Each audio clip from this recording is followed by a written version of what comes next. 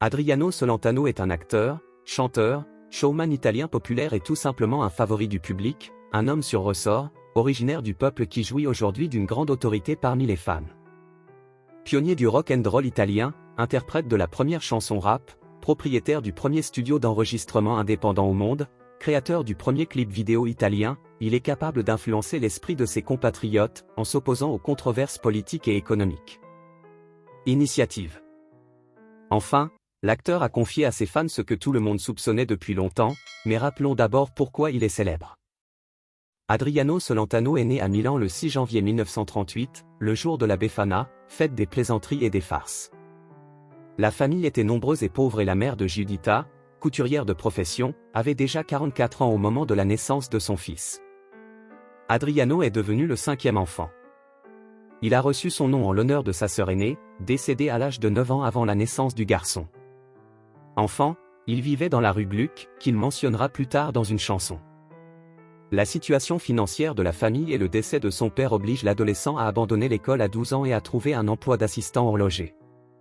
Partout où Celentano apparaissait, il commençait à amuser son entourage avec des croquis sans fin. Pour un tel comportement, déjà jeune homme, Adriano a reçu des coups de sa mère. Giuditta pensait que seuls des gifles pouvaient affecter la prudence de son fils. Dans sa jeunesse, le garçon plein d'esprit, en s'amusant, parodiait souvent le célèbre comédien Jerry Lewis. Il l'a si bien fait que sa sœur a envoyé une photo de lui dans le personnage à un concours de sosie. Il a gagné et a reçu 100 000 lire en récompense. En 1955, Adriano entendit Rock Around the Clock de Bill Haley et tomba amoureux du rock and roll pour toujours. De plus, sa mère adorait cette musique, la jouant toujours le matin. Celentano, s'éveillant au son du rock and roll, est devenu membre du groupe de rock Rock Boys. Il comprenait également Giorgio Gabe et Luigi Tenco. L'artiste a lui-même écrit et interprété des chansons et travaillé sur le répertoire avec son ami Mickey Del Prete, qui deviendra plus tard son producteur. Avec les Rock Boys en 1957, Celentano reçoit un baptême musical au Palais de Glace de Milan lors du festival de rock and roll, le premier en Italie. Les chansons des participants étaient pour la plupart des reprises en anglais, mais leur groupe a pris le risque d'interpréter sa propre création en italien. En conséquence, la chanson Je te dirai ciao a pris la première place. En 1958, Adriano Celentano remporte seul le festival d'Ancône. Le musicien élancé l'artiste mesure 178 cm aux yeux pétillants a conquis le jury avec la chanson Il tuo bacio est comme un rock, dont le titre se traduit par Ton baiser est comme du rock. La compagnie Jolie a conclu un accord avec le jeune interprète. Ainsi commença son activité solo, interrompue la même année par son engagement dans l'armée. En 1961, Adriano Celentano fait sa première apparition au festival de San Remo. Le service militaire ne pouvait pas l'empêcher de participer, même s'il devait obtenir une autorisation spéciale du ministre de la Défense. Il s'agissait d'un cas exceptionnel, car auparavant, seuls les athlètes participant à des compétitions pouvaient bénéficier d'une telle autorisation. La composition 24 000 bassi est devenue un hit, la chanson de la décennie. Avec elle, Celentano décroche la 2e place. Il n'a pas reçu le premier prix uniquement parce que les juges ont jugé impoli sa manière de tourner le dos au public. La même année, l'artiste rompt son contrat avec Jolie et crée son propre label, réunissant sa propre compagnie d'amis et d'associés. Il s'appelait Clan Celentano. En 1962, il remporte le concours Catagiro avec la chanson Ste lontana da me tu es loin de moi et part en tournée en Italie et en France. En 1966, Celentano se souvient de sa rue natale en interprétant la chanson Il ragazzo della via Gluck, le gars de la rue Gluck au festival de San Remo. Cette fois, il n'a pas reçu de prix, mais plus tard, la composition est devenue un succès. Depuis 1965, des albums sortent presque chaque année sous le label Clan Celentano. À cette époque, Adriano collabore avec le compositeur Paolo Conte. Leur tube Azzurro de 1968 est devenu l'hymne non officiel de la Coupe du Monde de la FIFA 2006. L'album de 1972 I Mali del Secolo ne comprenait que des chansons composées par Celentano lui-même. Les textes sont consacrés aux problèmes du monde moderne. Le chanteur s'inquiétait de la pollution de l'environnement. Salutation de 1976 était également rempli de chansons ironiques et d'actualité mettant l'accent sur les problèmes environnementaux et la crise sociale. En 1979, Celentano commence à collaborer avec Toto Cutugno. L'album Soli est resté en tête des charts pendant 58 semaines. La couverture de l'album suivant, Un po' artista un po' no, présentait une photographie de Celentano vêtu d'un costume et d'un chapeau marron, associé à Pamela Prati, vêtue d'une robe rouge. En 1987, malgré sa peur de voler, Adriano Celentano arrive en URSS. Il y a un enregistrement sur la télévision centrale du concert à l'Olympijski. Depuis les années 90, Celentano ne s'est engagé que dans la musique, refusant de jouer dans des films. L'artiste a commencé à collaborer avec l'interprète Mina. Les débuts du duo se sont avérés un succès, le premier disque commun, Mina Celentano, s'est vendu à 6 millions d'exemplaires et une vidéo d'animation a été créée pour une composition musicale. L'album Esco di Rado e Parlo ancora meno a atteint le statut de platine en 2001. La Soul Confessa est devenue l'une des compositions les plus reconnaissables des années 2000 et a fait l'effet d'une bombe qui a explosé en termes de popularité. Le compositeur Gianni Bell partage également sa part de renommée. Les politiciens avaient peur de l'esprit et de l'influence de l'artiste. Ainsi, en 2012, les autorités italiennes ont désapprouvé la perspective que l'artiste apparaisse comme invité au festival de San Remo, et pourtant il était là. La représentation a duré environ 1 heure. Celentano n'a pas hésité à parler de la crise européenne, des problèmes de l'Église catholique et de l'injustice sociale. En 2012, après une longue pause, l'artiste sort un album intitulé Facciamo finta che sia vero, faisons comme si c'était vrai. Le single de ce disque était la composition Ti penso e cambia il mondo. Adriano a interprété la ballade rock avec Gianni Morandi. Cette année-là, l'Italie plonge dans la crise et Celentano décide de donner un concert pour la première fois depuis longtemps. Il peut servir d'exemple à beaucoup. Le chanteur s'est produit dans un amphithéâtre devant 6000 personnes et les billets ont été vendus au prix inouï de 1 euro. Ainsi, l'artiste a soutenu les Italiens dans les moments difficiles, sans se soucier du profit, mais d'élever le moral du peuple. Celentano voulait que les familles viennent à son concert. En février 2013, la chanson Ti fai del mal est apparue sur le site internet du chanteur, programmée pour coïncider avec les élections. La même année, une collection des meilleures et nouvelles chansons est sortie sur 4 disques.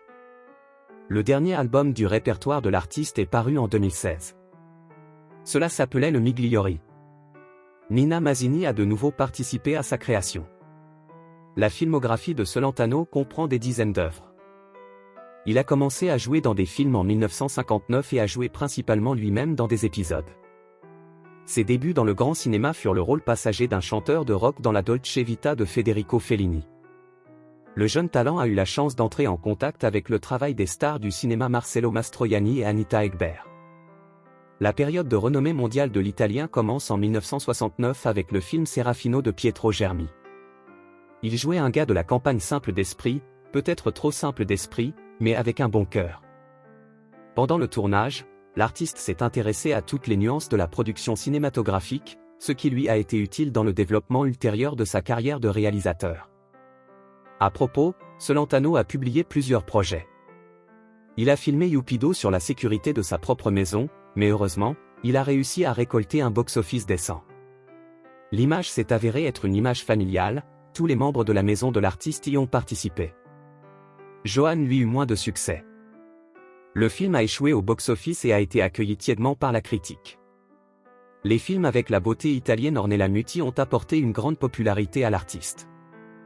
La mégère apprivoisée, dans l'une des scènes célèbres où l'acteur écrase des raisins avec ses pieds, suivi de Follement amoureux, a récolté des milliards de lire au box-office. Le rôle dans le drame blanc, Rouget, n'a pas été moins réussi, dans lequel Sophia Loren jouait le rôle de partenaire de Celentano. En 1976, après avoir joué le rôle principal dans la comédie policière Bluff, Adriano a reçu le premier prix David Di Donatello de sa biographie créative en tant que meilleur acteur de l'année. 4 ans plus tard, sa collection de récompenses s'est enrichie d'une deuxième statuette italienne aux Oscars pour son travail dans la comédie Velvetan.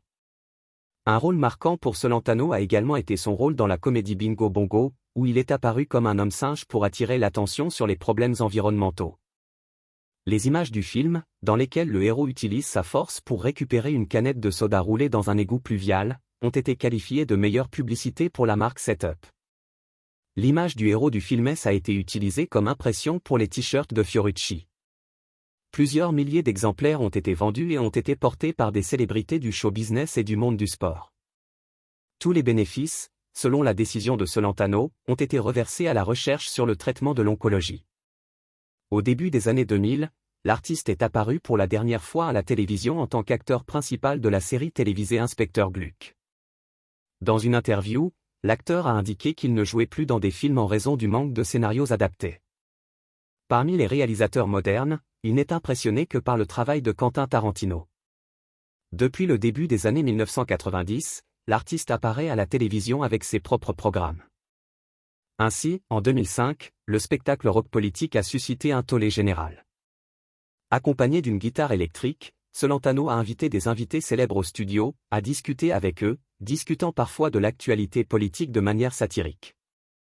Dans les premiers épisodes du programme, Adriano a failli provoquer un scandale politique en traitant l'actuel Premier ministre Silvio Berlusconi de fonctionnaire corrompu. Au total, 4 programmes ont été diffusés, après quoi l'émission a été fermée, même si les audiences étaient élevées. Désormais, la célébrité n'apparaît plus sur scène, mais la joie de communiquer avec son travail est apportée aux fans par les activités des doubles de Celentano. L'un d'eux, Maurizio Schweitzer, a présenté un spectacle lumineux sur la scène du Palais Heydar Aliyev à Bakou en février 2019. L'artiste lui-même a trouvé une façon originale de se rappeler aux fans. Début 2019, il a sorti la série animée Adrian, qui parlait de l'horloger Adrian, un combattant pour la justice. Le dessin animé, dessiné dans un style cyberpunk, a été diffusé à la télévision italienne. Dans sa vie personnelle, Adriano Celentano s'est avéré être un monogame. Il est toujours marié à l'actrice Claudia Mori. Les jeunes se sont rencontrés sur le tournage du film Some Strange Guy. Au début, Celentano semblait peu attrayant pour la jeune fille de 19 ans, il est venu sur le plateau avec une chemise sale, des tombes aux pieds nus et avec une guitare. Cependant, plus tard, la charmante artiste a conquis le cœur de Claudia. Personne ne pensait que leur relation serait sérieuse. Mori elle-même était la fiancée du célèbre footballeur au moment de sa rencontre avec Celentano. Le chanteur n'était pas non plus libre, mais sa relation avec la belle Milena était chaste. Pendant longtemps, il n'a pas pu lui admettre qu'il avait rencontré quelqu'un d'autre, mais la première élue a elle-même retrouvé le couple et provoqué un scandale. Après cela, plus rien ne s'est opposé à Adriano et Claudia. Celentano parle de sa femme comme d'une femme idéale, charmante et unique. Il réalisa qu'il ne rencontrerait jamais quelqu'un de mieux. Adriano lui a avoué son amour dès la scène et lui a dédié une chanson. La cérémonie de mariage était prévue pour le 14 juillet 1964. Le couple s'est marié à 3 heures du matin dans une ancienne église. À la veille de la cérémonie, les amoureux se sont disputés à propos de la mauvaise cravate du marié, mais le mariage a quand même eu lieu. Le mariage a donné naissance à 3 enfants, les filles Rosita et Rosalinda et son fils Giacomo. Les enfants ont suivi les traces de leurs parents. Rosita et Giacomo ont fait carrière dans la musique, Rosalinda a du succès au cinéma. Giacomo n'a pas eu de succès en publiant des chansons. L'héritier vedette a tenté à plusieurs reprises de monter sur scène, mais a reçu des refus, c'est pourquoi il était même déprimé et a suivi un traitement. La famille de la star italienne grandit avec un petit-fils, Samuel, qui a donné un fils à Adriano et Claudia en 2006. Une fois, dans leur jeunesse, le couple a chanté en duo la chanson Nous sommes le plus beau couple du monde. Le secret du bonheur de leur famille réside dans le fait qu'aujourd'hui encore, ils se fredonnent les paroles de cette chanson. 2019 est devenu une année anniversaire, Celentano et Mori ont célébré leur 55e anniversaire de mariage. Aujourd'hui, la star du cinéma italien vit avec sa femme dans sa propre villa à Galbiate, dans un endroit pittoresque au pied du Monte Barro. Il y a tout pour une vie bien remplie, un court de tennis, une piscine, un terrain de football et une écurie. L'acteur a installé une sculpture de sa femme Claudia dans la fontaine. En 2022, l'artiste devient le héros de l'histoire d'Alexei Panin. Le Russe l'a rencontré par hasard à Milan. Sur la photo, l'Italien avait l'air joyeux, mais force est de constater que l'âge fait des ravages, sa calvitie ne peut plus être cachée et son visage au sourire constant est parsemé de rides. En 2023, Adriano a eu 85 ans. L'année anniversaire de l'artiste a entraîné la perte d'un de ses bons amis, Toto Cutugno, décédé en août. Celentano a publié une lettre d'adieu à son collègue sur Instagram, dans laquelle il explique pourquoi le tube L'Italiano, initialement destiné à lui, a finalement été interprété par Cutugno. Il s'est avéré que la star était confuse par la phrase « Je suis un vrai Italien ». Maintenant, Adriano qualifie cette situation d'absurdité et admet s'il devait chanter cette chanson, il la chanterait comme Toto. Et à la fin de l'année, le chanteur a préparé une surprise pour les fans. Il a déclaré qu'il avait préparé un nouveau projet télévisé, que les téléspectateurs verront en 2024. Au cours de sa vie, Celentano a réussi à faire fortune. Il a créé un réseau appartenant à son clan familial. La société possède des studios d'enregistrement, une maison d'édition de livres, des biens immobiliers et même une entreprise alimentaire. Rien qu'à Milan, l'acteur et sa famille possèdent 12 immeubles. De nombreuses parcelles de terrain appartiennent à la famille. Le fils de Celentano n'a pas pu chanter pendant longtemps à cause d'un essoufflement soudain. Les médecins n'ont jamais pu le diagnostiquer. Mais Giacomo n'a pas abandonné et est resté fidèle à son choix, et s'est ensuite lancé dans la musique religieuse. La biographie créative d'Adriano a été prédite par sa mère. Elle a conseillé à son fils de devenir chanteur ou barbier. À cette époque, le gars ne s'était pas encore essayé à la musique, même si tous les membres de la famille étaient célèbres pour leur voix forte. L'auteur de la chanson Susanna appartient au groupe néerlandais Wolf de Kunst, qui a joué pour la première fois avec un tube en 1983. L'original s'est rapidement hissé au sommet des charts et n'est ensuite arrivé qu'en italien. Le morceau a ensuite été repris par Ricky Martin.